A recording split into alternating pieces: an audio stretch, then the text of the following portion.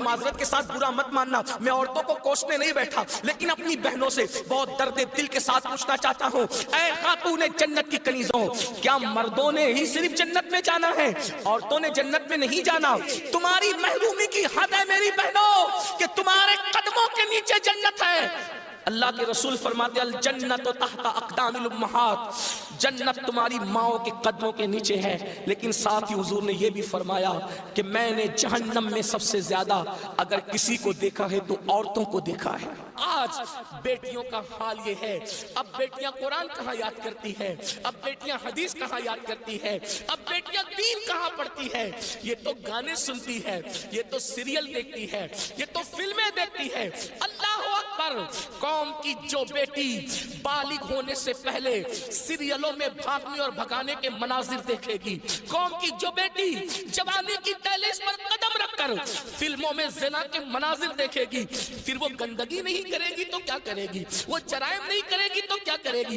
اے خاتون جنت کی کنیزوں، جب جب اللہ کے دین کو تم پیٹ کے پیچھے ڈالو گے تمہیں رونے کو مزدور نہیں ملے۔ اور آپ جانتی ہیں یہ سیریل اور گندی فلموں کا نتیجہ ہے کہ بچیاں کسی اور کا ہاتھ پکڑ کر چلی جاتی ہیں، معاشرہ اس کو دھتکار دیتا ہے، پھر وہ ایک دو بچوں کا باپ بن کر کے اس لڑکی کو دھوکہ دے دیتا ہے، پھر جب وہ لوٹ کر آتی ہے تو نہ ماں باپ قبول کرتے، نہ بھائی قبول کرتے، نہ خاندان قبول کرتا ہے، اور وہ ظالم تو دھوکہ دے ہی چکا ہے۔ علم کی بات چل رہی ہے، رسول اللہ کی نواسی، جس طرح سے امام حسن کے کان میں، امام حسین کے کان قرآن اگر کسی نے کیا ہے تو وہ سیدہ زینب پاک کی ذات ہے۔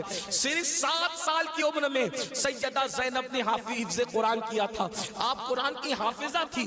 اللہ اکبر!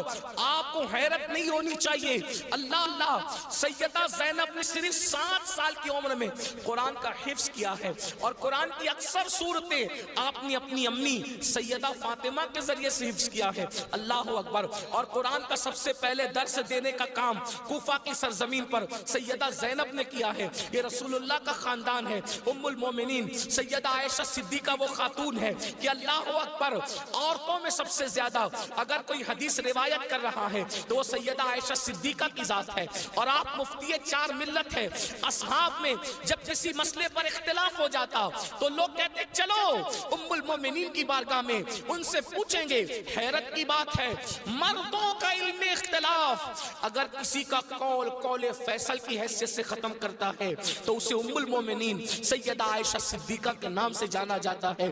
یہ علم ہے، یہ عورتوں کے پاس علم ہے۔ اسی طریقے سے اللہ اکبر، امام جعفر صادق کی بہو ہے، امام جعفر صادق کی بہو ہے، یعنی امام حسین کے خاندان کی بہو اور امام حسن کے خاندان کی بیٹی، ان کو دنیا نفیسۃ العلم کہتی ہے، اور ان کو نفیسہ مصری بھی کہا گیا ہے۔ یہ اپنے شوہر کے ساتھ مدینہ منورہ سے ہجرت کر کے مصر آ گئی تھی، اور جب مصر آئی ہے اور امام جعفر صادق کے علم کی خیرات جب بانٹنے کے لیے بیٹھی ہیں تو میری بہنوں آپ کو حیرت ہوگی، حضرت نفیسۃ العلم جسے نفیسہ مصری کہتے ہیں، جب پردے میں بیٹھ کر لوگوں کو قرآن و حدیث کا علم دیتی تو پردے کے پیچھے بیٹھ کر علم حاصل کرنے کے لیے مجتہد مطلق حضرت سیدنا امام شافعی جیسے لوگ آیا کرتے تھے اور ان سے علم حاصل کیا کرتے تھے۔ یعنی ہمارے یہاں اسلام میں عورتیں ایسی تھی کہ اتنے بڑے بڑے مرد جو ہے عورتوں کے پاس آ کر کے اسلام حاصل کرتے تھے، علم دین حاصل کرتے تھے، اسلام کا علم حاصل کرتے تھے۔ پردے کے پیچھے سے گویا کہ نفیسۃ العلم نے، نفیسہ مصری نے ام المومنین سیدہ عائشہ صدیقہ کی یاد کو تازہ کر دیا تھا۔ میری بہنوں، آج وہ کہاں گیا معاملہ؟ آج تو عورتوں کا مطلب زیورات سے محبت، عورتوں کا مطلب نئے کپڑوں سے محبت، عورتوں کا مطلب شادیوں میں شرکت سے محبت، عورتوں کا مطلب بازار میں گھومنے سے محبت، عورتوں کا مطلب جو ہے وہ فلموں سے محبت۔ عورتوں کو دین سے تعلق کیا رہ گیا؟ بڑی معذرت کے ساتھ برا مت ماننا، میں عورتوں کو کوسنے نہیں بیٹھا، لیکن اپنی بہنوں سے بہت درد دل کے ساتھ پوچھنا چاہتا ہوں، اے خاتون جنت کی کنیزوں، کیا مردوں نے ہی صرف جنت میں جانا ہے؟ عورتوں نے جنت میں نہیں جانا؟ مجھے بتاؤ کیا کر رہی ہو اپنے دین کے لیے، کیا کر رہی ہو اپنے اسلام کے لیے؟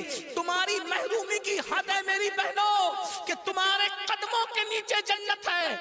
اللہ کے رسول فرماتے الجنت تحت اقدام الامہات، جنت تمہاری ماؤں کے قدموں کے نیچے ہے، لیکن ساتھ ہی حضور نے یہ بھی فرمایا کہ میں نے جہنم میں سب سے زیادہ اگر کسی کو دیکھا ہے تو عورتوں کو دیکھا ہے۔ مجھے بتاؤ، آج نماز سے کوسوں دوری، مذہب سے کوسوں دوری، اس لیے جامعۃ المصطفیٰ کا قیام اس لیے عمل میں آیا ہے تاکہ بھولے ہوئے سبق کو یاد دلایا جا سکے، بھولے ہوئے سبق کو یاد دلایا جا سکے، بچیوں کو علم کا زیور دیا جا سکے، بچیاں علم حاصل کریں، پرانا دور دہرائیں، پرانی تاریخ یاد دلائیں۔ لوگ کہتے ہیں تاریخ اپنے آپ کو دہراتی ہے، دنیا آج کہہ رہی ہے بیٹی بچاؤ بیٹی پڑھاؤ، 1450 سال پیچھے ہے دنیا اسلام سے، دنیا آج کہہ رہی ہے بیٹی بچاؤ بیٹی پڑھاؤ۔ میرے نبی نے 1450-1500 سال پہلے بیٹی بچا کر بھی بتا دیا اور بیٹی پڑھا کر بھی بتا دیا۔ اللہ کے رسول نے بیٹی بچایا تو ایسے بچایا کہ بیٹیاں ان کے آنے سے پہلے زندہ دفن ہوتی تھی، مگر ان کے آنے کے بعد بیٹیوں کو دفن نہیں کیا گیا بلکہ بیٹیوں کو ماتھے کا جھومر بنایا گیا۔ اگر آج دنیا